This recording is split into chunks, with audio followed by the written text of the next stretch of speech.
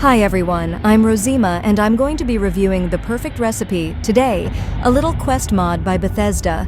As some of you will know, I'm very passionate about our little mod scenes, quest mods, and history, so this is actually something I've wanted to do for a long time. It's kind of strange that the first quest mod I've chosen to review is one by Bethesda, but that's just circumstance. As you will see, my reviews are honest and personal. That said, these review videos are just for fun, really, but that's pretty obvious. They're game reviews after all. It's not like lives are depending on it.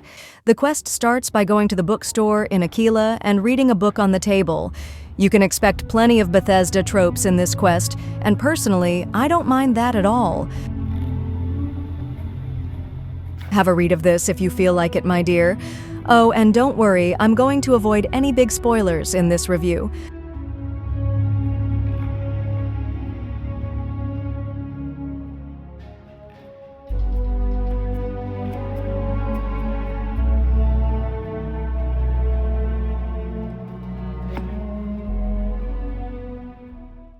This is probably going to be a pretty boring quest, but hey, I'll try to make up for that with some lowbrow jokes and sexy camera angles.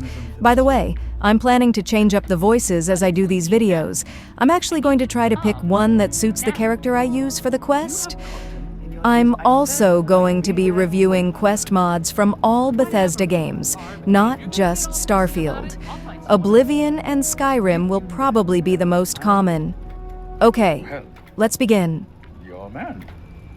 Unfortunately, the mod does occasionally suffer from that infamously stilted Starfield dialogue style. A crankshaft. Or worse, a screw. This quest adds a single, unique location, the quest giver's home. As you are probably aware, the quest is about an Indian man who regrets not becoming a chef. So you spend the first portion of the quest in his home, learning his backstory and finding out what he wants. You can see from his work and his run-down, lonely dwelling that he's not exactly living the life. With a little luck, a little elbow grease, we can get this place looking good again. Now he wants help tracking down 3 friends. How could I refuse? The introductory section of the quest didn't leave me feeling any connection with, what was his name again? Either way, let's visit the first NPC on the list. Things are always rough here in the stretch. People just want to live. Here's a guy I can relate to. What do you want? Can't you go bother somebody else? Oh, we got a tough guy. I'll skip the actual challenge part of that guy's quest. It was fairly well written in the canned classic Bethesda style.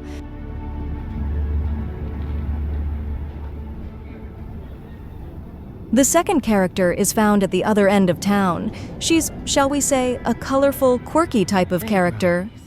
Ashton. Haven't had a quiet day in a month of Mondays. But if you ask me, a little noise ain't a bad thing.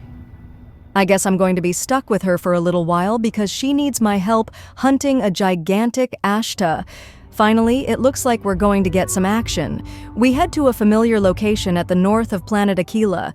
It's good to see Bethesda making use of those planet tiles. As you can see, the Ashta is located a long distance from us, which encourages us to use our ground vehicle.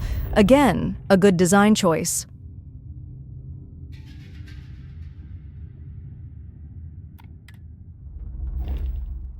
Let's go.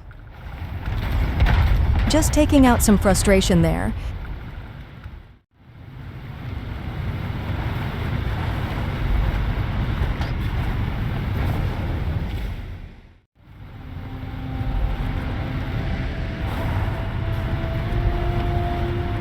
That was some nice driving, don't you think?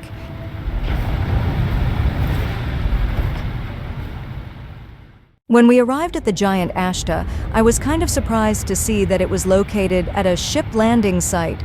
Maybe that was a random POI spawn? I don't know, honestly.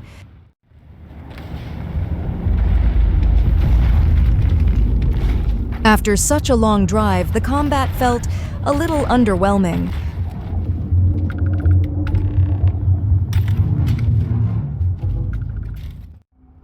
Now we have the meat for our dog Vindaloo. If you're looking to stay, Eloise can handle that. The last person of interest is this sultry Indian lady. Are you my blind date? Well, if you are terribly late. I don't think this bodes well for the rest of our relationship. She has some funny, In fact, over-the-top judging by your dialogue, time, and she's you'll be quite an lucky to intriguing survive the next character. 5 minutes. That's the active part of the quest done. Now we just tell Habajan and wait for him to prepare everything. There was an option to help Habajan tidy up his apartment, which I politely declined. So now we just wait.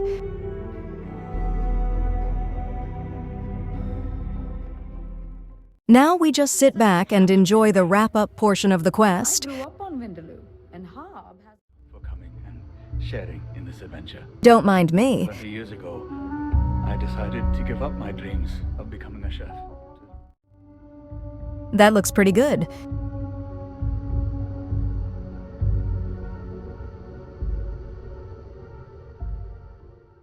The guests share some sentimental stories, and I admit it got me a little. I never told anyone. Overall, I felt satisfied with a perfect recipe and consider it worth playing. I hope you enjoyed this review. I plan to make a few more. See you.